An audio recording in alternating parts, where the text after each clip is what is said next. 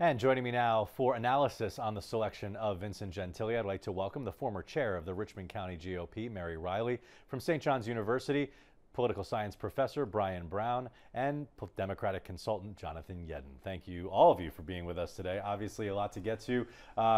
Jonathan, I want to start with you, as Vincent Gentile is the Democratic choice. Is this the default candidate? I mean, Mike Cusick didn't want to run, Mike McMahon didn't want to run, and now we're left with the Brooklyn City Councilman.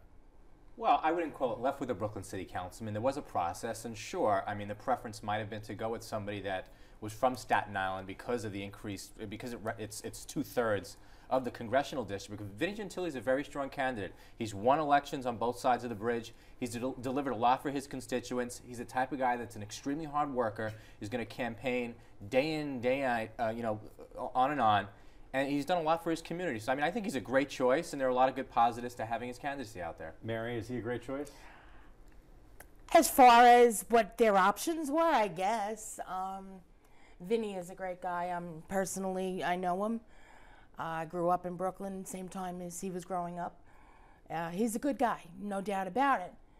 And he did represent both sides of the bridge, so you would think that's a good thing. However, Staten Island voters are not going to forget that when the opportunity, after he was serving in the Senate for 3 terms, the opportunity after redistricting came, Vinny wanted to run for Marty Golden's seat in Brooklyn.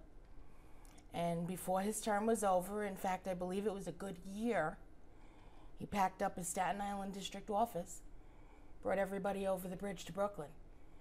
How is he going to run as congressman when he literally abandoned the people of Staten Island? Do Democrats see it that way?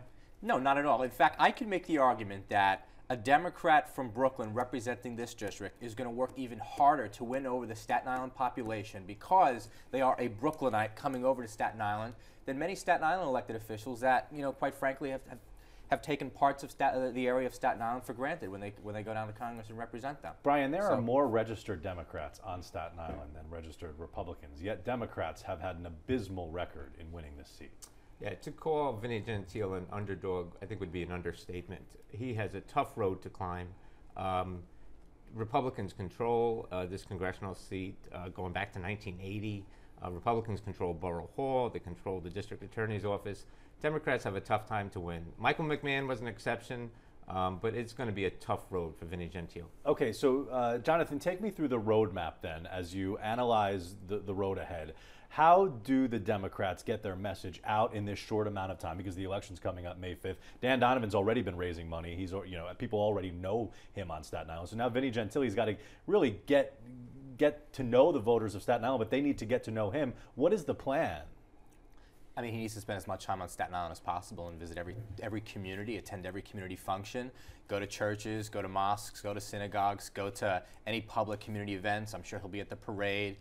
He just needs to be out there as much as possible. I mean, there's no doubt about it. I mean, one of the inherent advantages a Staten Island politician has is the fact that you have a Staten Island daily newspaper for them to continue to maintain a presence and to have high name recognition. Vinny is at that disadvantage.